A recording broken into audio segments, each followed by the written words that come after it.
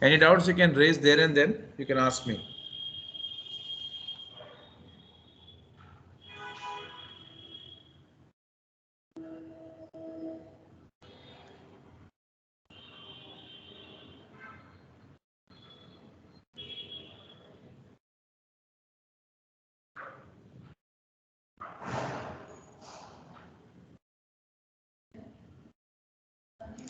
See, the chapter called investment decisions. This is the chapter which we are going to do today. We are starting with this. See, it is very simply, if we say what is investment decision. See, this is Mr. X. Mr. X has 1 lakh surplus cash with him. What he wants to do, he wants to invest this. So he wants to invest, but he has not decided where to invest. So that decision he has to make. Mr. X has to make a decision regarding investing his surplus cash, whatever he has right now. So for that, he need to consider some points. That is what we are going to study in this chapter called investment decisions. I'm speaking about an individual, Mr. X. If I speak about a company form of organization, suppose Tata company wants to invest money into a project. That money they want to invest into project, that is what they have just planned, but they have not decided in which project they want to invest that money. So to take a investment decision, it is not that easy task. It is a big task. It has to undergo a lot of processes and lot of like a big team, a management team, like a team of financial managers, analysts, directors, and all of them are involved in that decision making process. So that's what it is. If it would have been that easy that you can invest whatever surplus you have wherever you want, then this chapter wouldn't have been a relevant chapter. The chapter is so relevant because this chapter will guide you before investing whatever surplus you have. What are the factors you need to consider? I think you have got the idea behind this chapter, correct? So if I want to invest my surplus, where shall I invest? Like in what way I shall invest? Whether I shall invest in lump sum or completely at once? I shall invest my money phase wise, okay? Or and what kind of project I need to pick or select, okay? There are various projects available. What suits me? What would be better for me? What would be profitable for me? This is what I'm going to assess or analyze beforehand. I'm not going to put my money and I'm going to see which is going to be a profitable project for me. I cannot afford that kind of, that would be a costly affair for me. It's not a small business what I'm thinking about. I'm not speaking about a Idli Dosa center whereby I can invest 1 lakh rupees and see whether I'm profitable or I'm in losses. Here I'm speaking about a multi-billion-dollar investment where I need to beforehand takes understand different scenarios and conditions, and beforehand I need to assess and analyze like where I should invest my money and what can be a profitable project where I can invest my money. Okay, so that is what I'm going to learn from this chapter. This chapter is going to guide me all the important factors I need to consider or I should consider before investing my hard-earned money or my shareholders money who are trusting me. Fine, when I'm speaking about a company form of organization. Now let's go ahead. So I'm not going into the technicalities of this chapter right away, right now, immediately. Before going into technicalities, we will start with a small case study kind of thing and make this chapter more easy to understand. See, this is Tata Company. Tata Company is a very well known name, household name in India. They are into various sectors. You speak about any sector, they are present. Okay, they are there in automobile manufacturing. They are there in airlines. They are there in steel manufacturing, IT, everywhere. So Tata, which is a conglomerate, that means it has various group of companies under it. So there is one division of Tata conglomerate or Tata Group and Sons, that is Tata Motors. So in today's scenario, the stock prices of Tata Motors and Tata like Power were going high like before Diwali, skyrocketing prices. Even I also bought Tata Power shares, and it went 265. Then again, you know, there was a market crash, and this Omicron and this stupid virus is creating havoc amongst the investors, and there's a market crash today. Also, I think there was a market crash. So Tata Motors, which is already into the fossil fuel manufacturing, fossil fuel based automobile manufacturing. That means I'm speaking about petrol diesel cars. Is like kind of they know the future is EV or hydrogen vehicles, okay, hydrogen fuel based vehicles, and they're innovating, and they have a very big R&D, research and development like unit or team or whatever you want, you can say, who are constantly working on some new innovative engines to power the vehicles, okay, for the future, for sustainable like create for kind of sustainable growth, okay.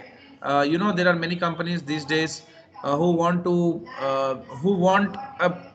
a sustainable growth. That means who want the earth to be a non-polluted zone, correct? So there are many companies which want to work on clean and green energy.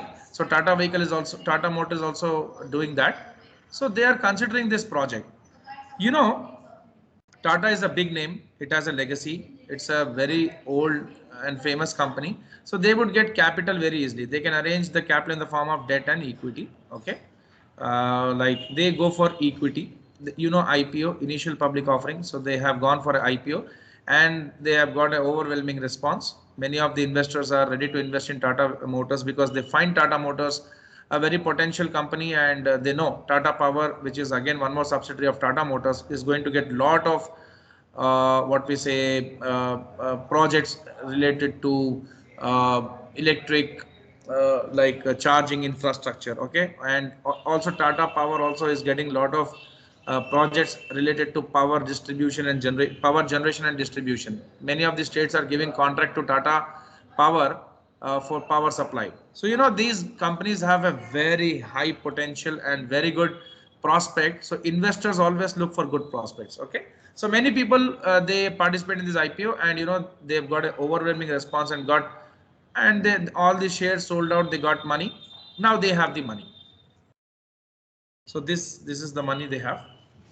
What to do with this? They already have a vision that they want to go for hydrogen fuel cell based motor, which is going to power their hydrogen vehicles, okay. Hydrogen fuel oriented vehicles they want to manufacture, because EV is like right now going on, but the future is hydrogen, you know. Lithium and this all these minerals are not that much abundant in every nation. So again, there will be a dominance thing coming into picture, like the Arab countries dominating everyone with their petrochemical products. So lithium ion is also made with lithium metal, and that is not that much available in various countries. So again, the countries would struggle. So they want to come with hydrogen. Hydrogen is abundant. It's a, you know, this is one of the gas form. So this is available in abundance, and they are working closely for that. They're working hardly on that. So the IPO got sold out. They got a lot of funds when they sold the shares. People have taken what we say stakes in Tata Motors. Now they want to consider to manufacture these vehicles, okay. So for that, the task is with the board of directors. The directors make strategies. They just hold a meeting with their team, the management team and all, the engineers, the architects, the legal advisors, etc. All of them are available, and again our analyst, the CMA, certified management accountant, who can play multiple roles of a financial manager, analyst, etc. He is also available in the meeting, and he has got a big task. The task is very clear, to guide the management about the profitability of this particular project, which is nothing but the hydrogen based car, hydrogen engine based car. Okay, that means the car should run on hydrogen fuel. So the task is, the idea has been shared. The first and foremost thing of investment decision, see, before investing your money, there are some basic things like many of the investors would consider. First, they should get an idea. The idea is very clear that that they want to manufacture hydrogen fuel cell based vehicles. So idea is very clear. After the board of director getting an idea, he shares the idea with all his team, and then he gives the task to the financial manager or CMA to do the analysis about this project. That means I can say that as project screening.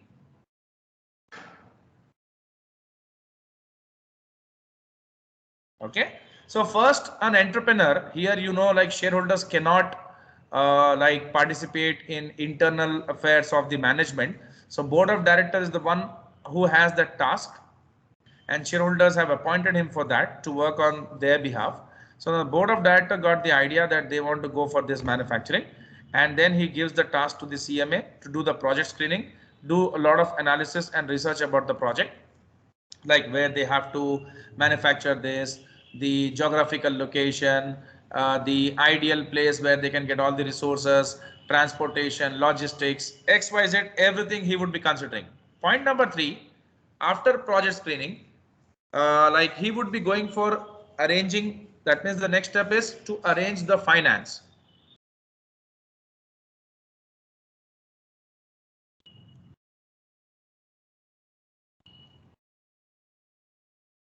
So arrange the finance, and the finance, whatever they are going to arrange, should be the cheapest source of finance. Here I will use a word like the cost of capital should be very less. That means the capital what they're going to arrange can be any capital. It can be debt, it can be equity or anything. But that should not come costly to them. That should not be costly or dearer for them. That should be cheaper for them. Very simply, I can say, I'll write down some point.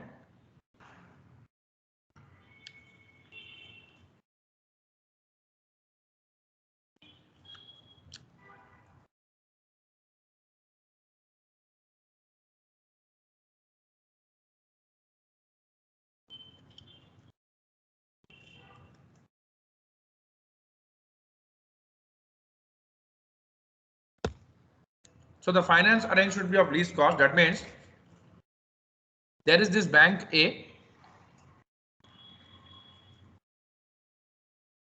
bank B.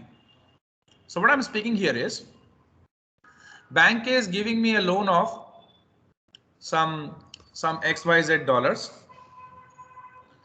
at the rate of 7%. Bank B is giving me that XYZ dollars at the rate of 5%. So which one I should opt for? Bank B. So the financial manager very clearly knows if he can save the finance cost for the company, that would enhance the profits of the company. Okay, and that would be good for shareholders because they may get more profits. More profits can be shared to the shareholders. So first, the idea, the board of director gets an idea, he shares the idea with the team, and the team is very much passionate about this project because whenever a new project is announced, everyone in the company they get a new project in their hands. That means they get new task. See what happens, there are there's one subject which you are learning. If you learn that one subject, only one subject, you would be jaded. That means there'll be a boredom. So if new subject is introduced again to you students, then what would happen? You would be more excited. So new project, new excitement. They even understand, the employees and all the team even understand that new project can give like more profits to the organization. They can get more promotions, high perks, good facilities, XYZ. A car can be given to a manager. Any kind of rewards can be given. Okay. So this is what they are very much excited about. So then like the team is very much excited, but the excitement is not the only thing. What matters here? What matters is how well the project would be what we say managed, and this particular project is going to be a profitable project or not. The answer lies with this guy, the financial manager. He is the only one who has got that particular technique, or he has got that knowledge base or techniques with which he can beforehand analyze, do a assessment. Okay, I'll also share you the methods, what he knows and what techniques he knows. With the help of those techniques, how he is going to come out with the answer whether the project the company is considering is going to be a profitable project or not. Okay, see, if the project is not profitable, it is of no use to invest in that project. That is what we are studying in this chapter. This chapter is called investment decision chapter. Hence, before investing your money, you should consider various factors. That is what we are considering here. So first idea, then project screening, then the financial manager comes into picture, and the next task is with him to arrange the finance for the company, and he arranges cheaper source of finance. Now, whatever the finances he has arranged, that finances would be allocated. That means allocation of the capital. That means how they are going to spend the money. Either they are going to spend the money phase wise, okay, or they are going to spend the money at once. So that is what they are going to decide, allocation of capital. And after the allocation of capital, of course, now what happens in this stage, the finance has been arranged. The finance, whatever has been arranged, has been put into the project, either phase wise or in any way, whatever they understand is convenient. And then the project monitoring should happen. Okay, so next is monitoring and post project audits. That means the monitoring can happen internally. The team, the company's team, the management team and all. See, there is an internal audit department in a company. They can do the monitoring, but that is just internal to the company. So the shareholders only trust if external audits happen in the company.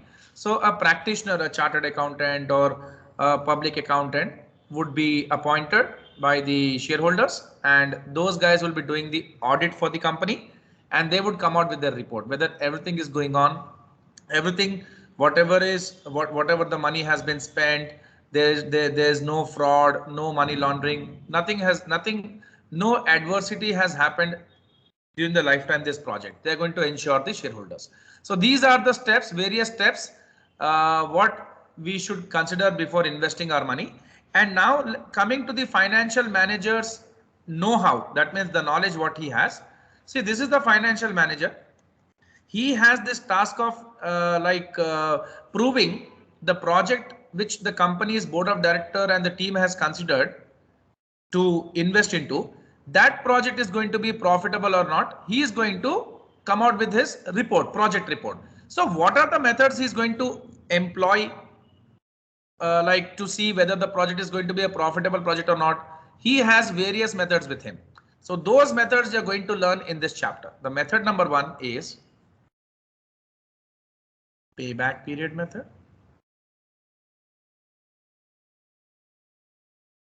The method number 2 is the payback period method has some deficiencies. Those have been covered in discounted payback period method. I will come to everything. I know these are new things for you. Don't worry. Each and every method and every point would be clear to you, but slowly and steadily. So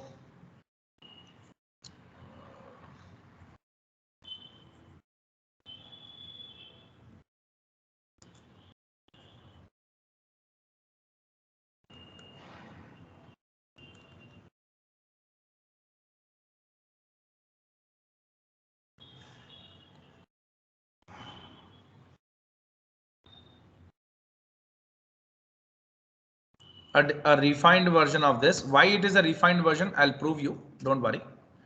Then there is average rate of return method. It's like ARR, accounting rate of return. Sorry. I won't consider this method as a part of this, but unnecessarily this has been induced.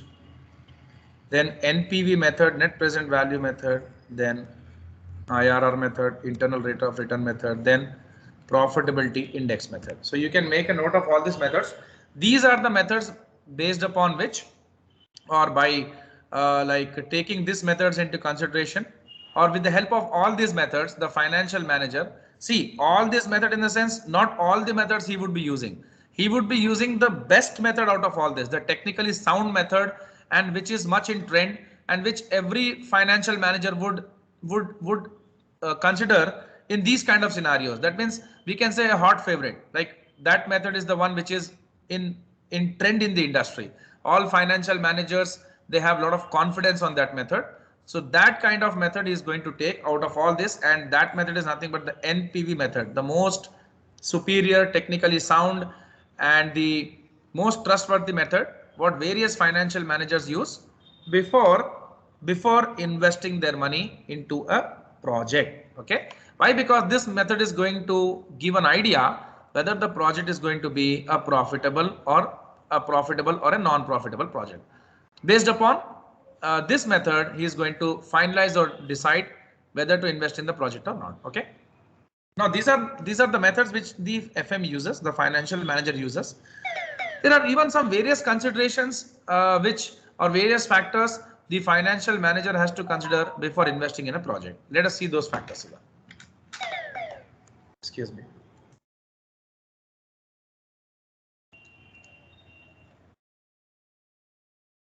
So I'm coming, I'll be like teaching you the NPV method in detail. But before teaching NPV method, let us understand some considerations here. So see what I have discussed with you right now. Those things have been given here. Just a second. Stages of capital budgeting. Now don't get confused with this word capital budgeting. See, before investing, see, investment decision. You are going to invest your money. What money you are going to invest? The capital. Because at the inception, whatever you are going to invest in a project is nothing but the capital. So this capital, how this particular capital should be invested, for that a very clear-cut plan should be made. That financial planning is nothing but the budgeting. Okay, budgeting is nothing but a financial plan. So capital budgeting is nothing but, you want to invest your capital, you can invest that capital definitely, but with a proper strategy or with a proper plan. How you would be investing that, in what ways you are going to invest that, all that you are going to see in the capital budgeting process. So capital budgeting is a process under investment decision. Investment decision is nothing but, it's a simple word. It seems to be a simple word, but it has a lot of detail under it. This word called investment decision is generally, you want to invest your money and you want to decide where you want to invest. So the decision cannot be taken like that. It should be done with a proper plan and strategy. So that plan and strategy comes into picture here. Okay. So first is the identification stage. As I said, you generation of idea, then search stage, all the project screening and assessment. Then after that, you are going to arrange for finances, and you're going to, with those finances, what are you going to do? You're going to acquire plant and machinery, like building. You're going to like construct your branch offices, head offices, everything. Okay. And here, when I speak about finance, I'm going to elaborate on this. See, finance is a very important aspect for an investment. Here, I would divide this finance into two types or two parts. One is short-term finance. One is long-term finance.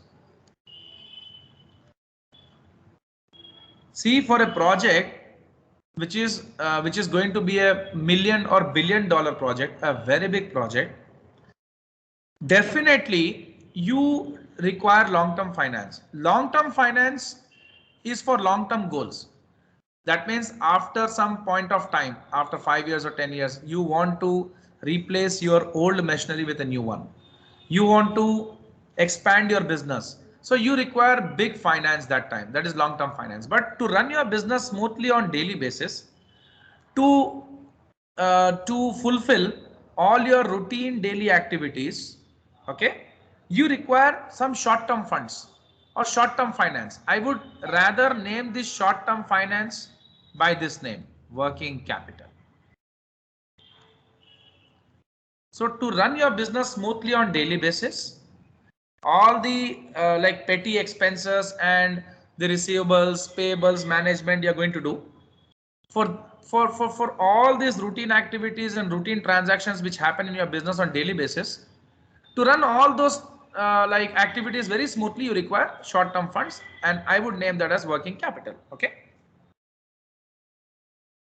Then what happens?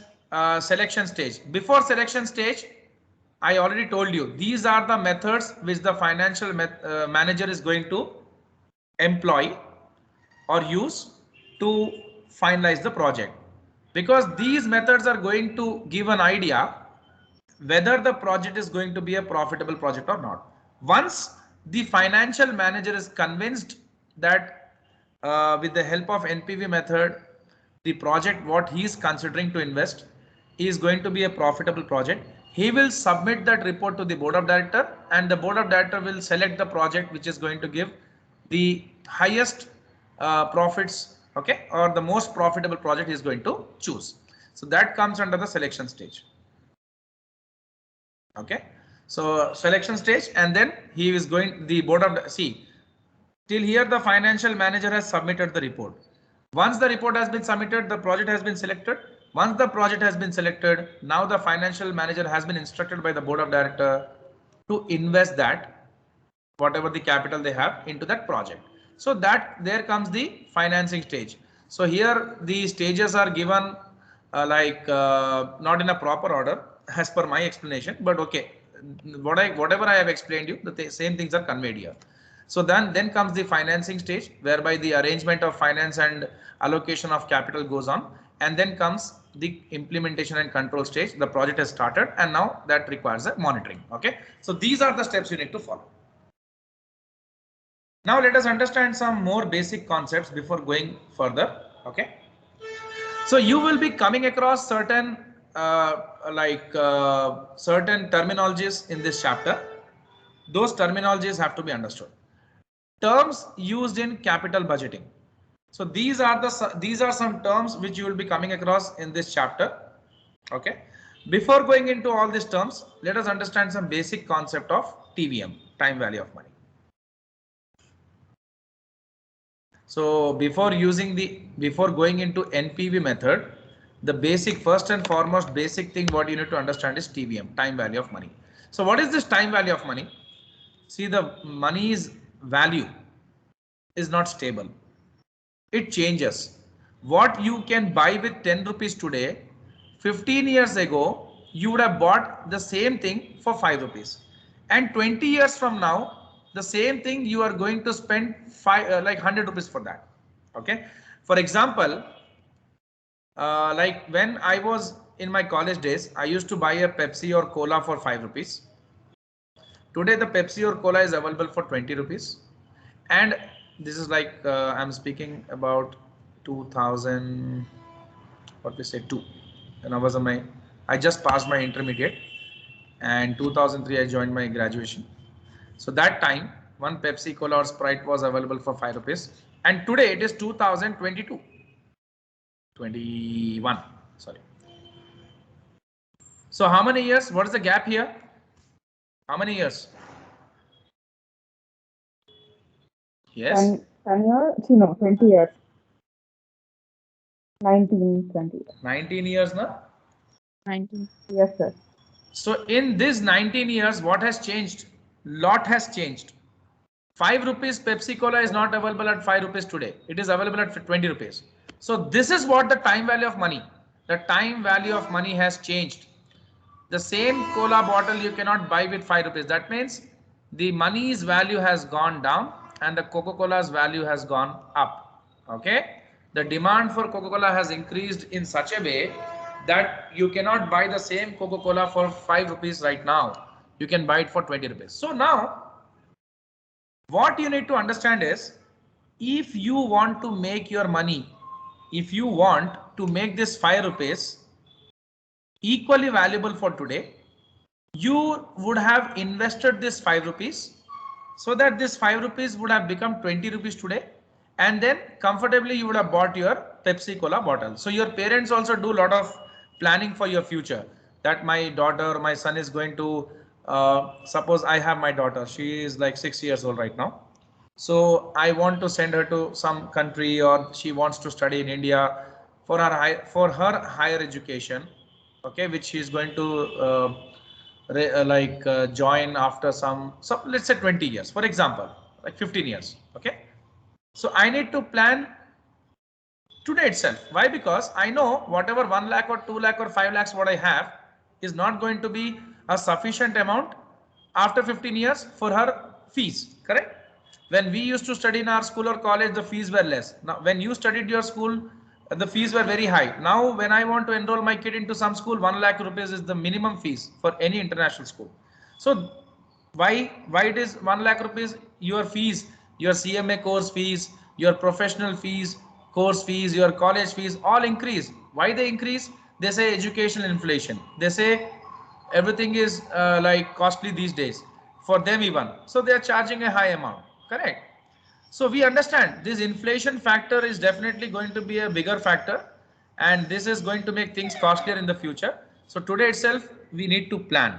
The planning is very clear. You invest your money at some rate, and that is going to become some good amount in the future. And in future, what requirement you have, that can be fulfilled. Okay. So if I would have invested this 5 rupees at the rate of say 12% for 15 years, how much it would have become? Zarina, can you tell me? Hello, Zarina, are you following? Yes, I'm following. Just a minute. Yeah, how much this 5 rupees have become today? Any clue, any idea? See, I had 5 rupees that time, and what came to my mind is, I want to buy this Pepsi bottle after 15 years. After 15 years, definitely the value of that Pepsi bottle is not going to be 5 rupees. It's going to change. So that after 15 years, if I want to buy a Pepsi bottle, this 5 rupees I want to invest today. So how much this is going to become after 15 years if I get some return of 12% on my investment? My question is this. So see, I'm not putting you in a complicated situation. Very simply we can find out. So here comes the concept of TVM, time value of money. So let's see what is time value of money. Suppose there is a boy, Alex, and Alex's mother gave him 1 lakh rupees. Okay. And she told him to deposit this 1 lakh rupees in a bank. And this 1 lakh rupees on Jan 1st, Alex has taken, he has deposited that 1 lakh rupees in the bank. This is December 31st. Alex's mother asks Alex a question. She asks Alex, how much richer we are going to be on December 31st. That means the bank is giving an interest of 5%, let's say 10%. Okay, 10%. So Alex's mother asks Alex, we are going to become richer by how much on December 31st? Okay. Is that a relevant question? It's a very relevant question. Why? Because on December 31st, this 1 lakh would become how much? 1,10,000. How? This is the present value. This is the future value. We added interest to this of how much? 10,000. And it has become how much? 1,10,000. So present value plus interest is equal to future value. You agree with this point, Zarina? Hello? Hello, yes. Are you following? Yes, I'm following. Yeah, if any doubts, please ask me. Okay. So Alex can give an answer to his mother that mom, we become richer by 10,000 on December 31st. That means our 1 lakh has become 1,10,000 now. Definitely, this was a very easy solution. But now if I ask you a question, this example what I've given you is as per the simple interest. There are two types of interest which we see in general. One is simple interest and one is compound interest. What is the difference between simple interest and compound interest, Zarina? In simple interest Excuse me, on just a second. Sorry to interrupt. I'm just drinking some water. Just a second.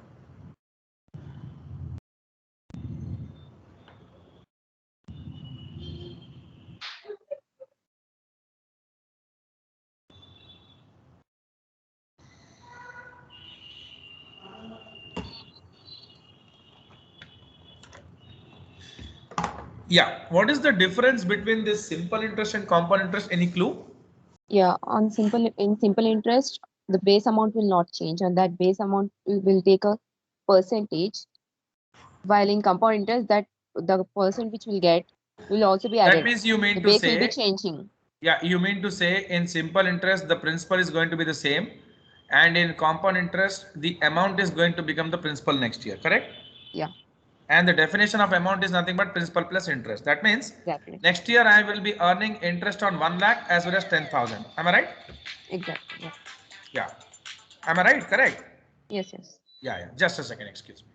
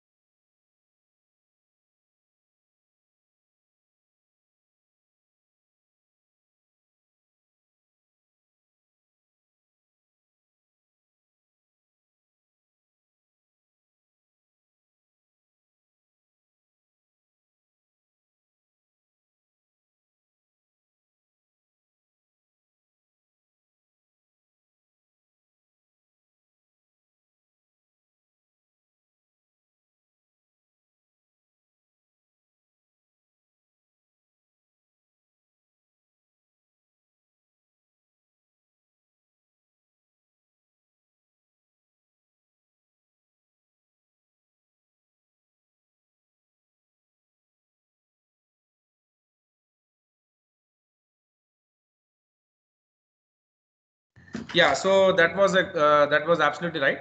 So now, Zarina, I'm going to ask you one thing.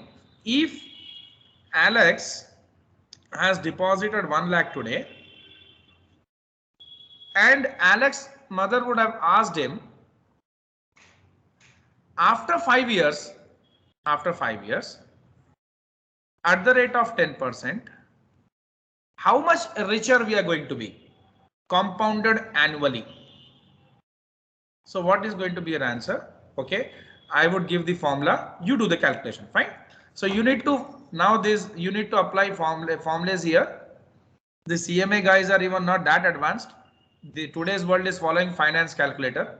Hopefully they may bring in the future. So now I'm giving you some calculation you need to do.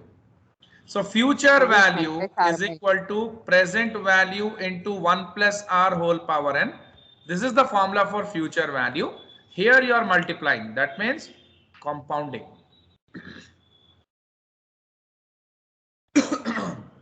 This is a brush up for Smriti, correct? Yes, Then, sir. Yes, yeah, sir. future value by 1 plus r whole power n is present value.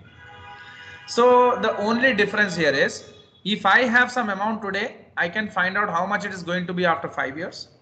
If I have some amount already known, that is the amount not of today, of 5th year. That means I know that I'm going to get some amount after 5 years. And someone asks me, what is the value of that 5 lakh rupees, that XYZ amount today? So my answer would be, I need to go with this formula, the present value formula. What I mean to say here is, someone asks me, my friend tells me that you have invested some, you are investing some money in a bank. And after 5 years, you are going to get some XYZ amount. My friend tells me, can you tell me the present value of that amount today? Why he is asking me that question? Because he knows what I'm going to get after 5 years is going to be a higher amount. So he wants the equivalent amount as on today of that amount in the 5th year. You got my point I'm saying, correct? Did you understand what I'm saying, what I'm asking? Yes, yes. Hello. Hello. Hello. Yes, hello.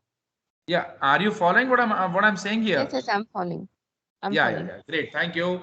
So the amount I'm going to get in the future, what is the present value of that on today? Okay, so now do the calculation, Zarina, and tell me the amount here. 1,61,051. So let's put that into the formula. 1 lakh into 1 plus 0.10 whole power 5. So it's going to be 1 lakh. How much? 1 lakh? 61,051. 61,000 something. Okay. So now this is what is here. The present value was 1 lakh. I invested and the future value I'm getting is 1,61,000 something. Now the question I'm reversing.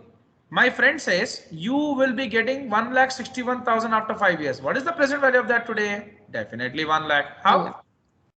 1,61,000 divided by 1 plus 0.10 whole power 5.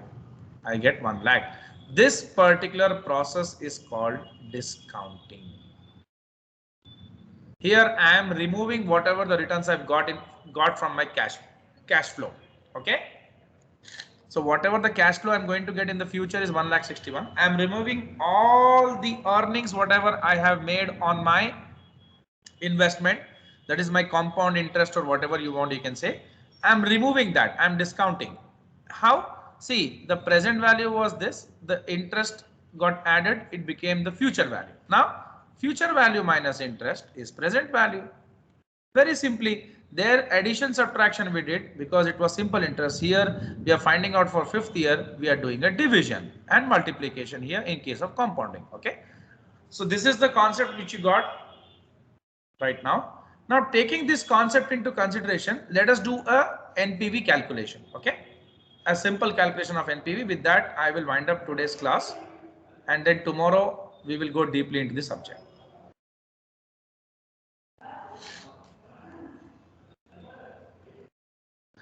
So first of all, let me tell you what is NPV.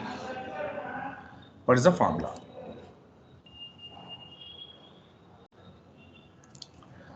Net present value is nothing but present value of cash inflows minus present value of cash outflow. The present value of cash outflow is nothing but the investment what you are doing right now. Capital invested. Okay. Now let us see how it goes. So Tata company is considering investing its money into the hydrogen fuel cell vehicle manufacturing. Here I am not doing any comparative study of two projects. I am just simply taking one project and seeing whether it is going to be a profitable project or not. And all these are my estimations beforehand. I am not investing and seeing whether the project is a profitable project. Before investment, I am using the NPV technique or method to see whether the project is going to be a profitable project. Okay, in like on which I'm going to invest in my future time. Now So 1 lakh is what I have got the capital. I am investing this. I'm just explaining you the method. I'm not going into any like extra points to be considered in this method. I'm just covering a small basic concept. So first year I got the cash inflow. So Tata Motors has started the manufacturing. They have put the investment. They have bought a factory, a plant and machinery, building, branch office, head office, furniture, all the things they have set up. And they have started the production. This is on Jan 1st, 2021, they did the investment, and December 31st, 2021, they got some cash inflow, okay, of 10,000. Next year, December 31st, 2022, they're going to get some 20,000 cash inflow. Again, December 31st, 2023, they're going to get 40,000 as their cash inflow. That is this, they are estimating that if everything goes right, when they sell their vehicle, first year they are not expecting a overwhelming response, because you know EV vehicles are launched. Do you think many people are going for EV vehicles right now? Because people are skeptical that these vehicles may collapse or these vehicles may stop somewhere and we don't have charging infra and all. People know that. 50,000, and with the passage of time these guys are very much confident, I would say overconfident, that they are going to get good amount of cash inflows.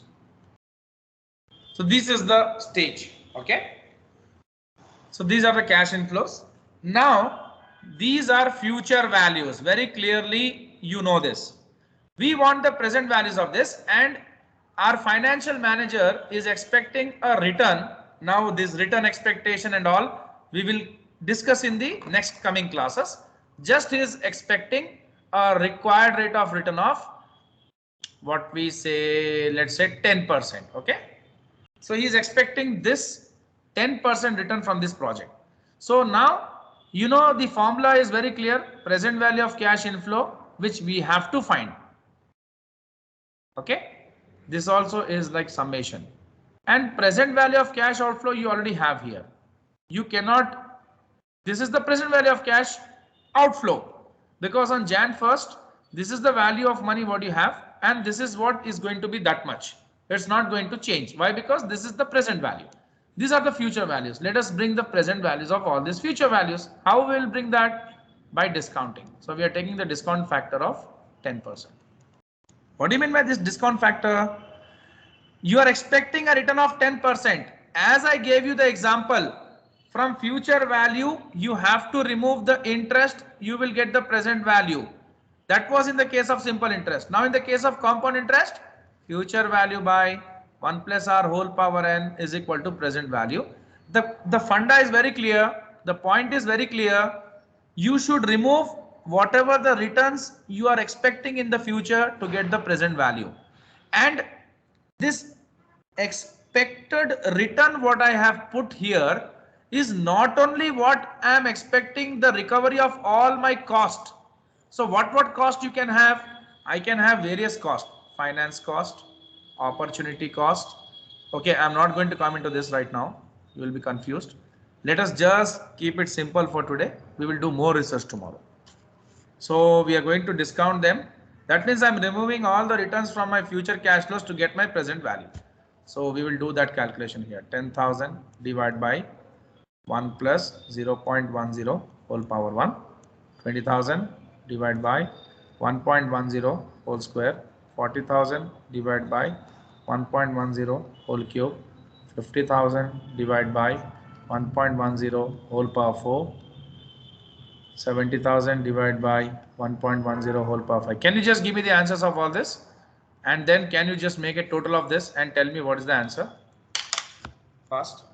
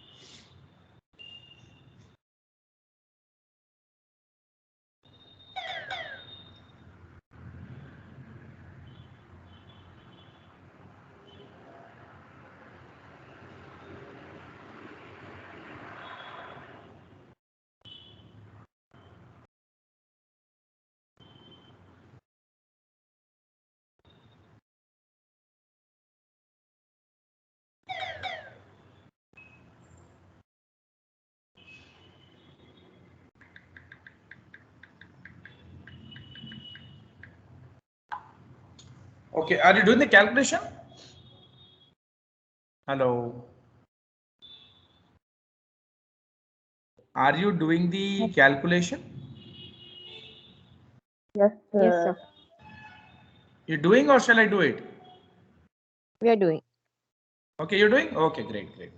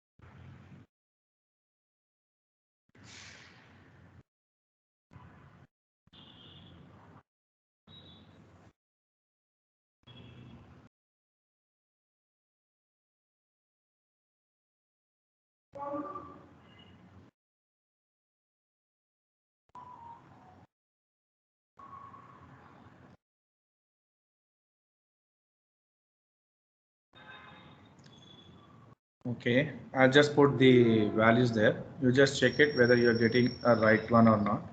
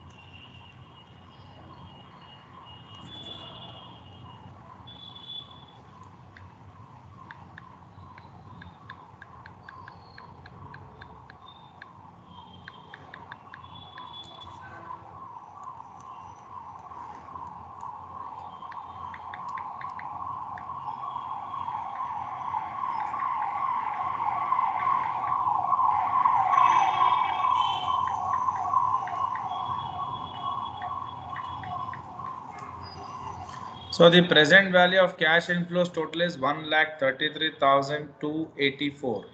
Okay. And what is that we have invested? 1 lakh. So the present value of cash inflow minus present value of cash outflow 1,33,284 minus 1 lakh. You are getting 33,284, which is a positive NPV. So the financial manager is ready with the report and he goes to the board of director and submits and tells, with the help of NPV method, see, director may not know all these terminologies, but he is ready, he is definitely ready with his answer, and definitely this is the most technically sound and most widely accepted method in the industry. So with the help of this particular project report, the financial manager gets the approval for the project and he can continue with that now. Okay. So today I have not gone into the deeper insight of this. Tomorrow we will again discuss the NPV method in lot detail. We'll do a big question in NPV method and all the points related to NPV method will be covered tomorrow. Okay, so be ready for the class tomorrow at 6 p.m. dot. We'll be going ahead with this NPV method. Okay. Any doubts anyone wants to ask me? Zarina and Smriti, any doubts you have? No, sir. Smriti, clear? Zarina, आपको कोई Clear, doubts है? it's clear. No, no. Clear? Okay then. Thank you. Good day.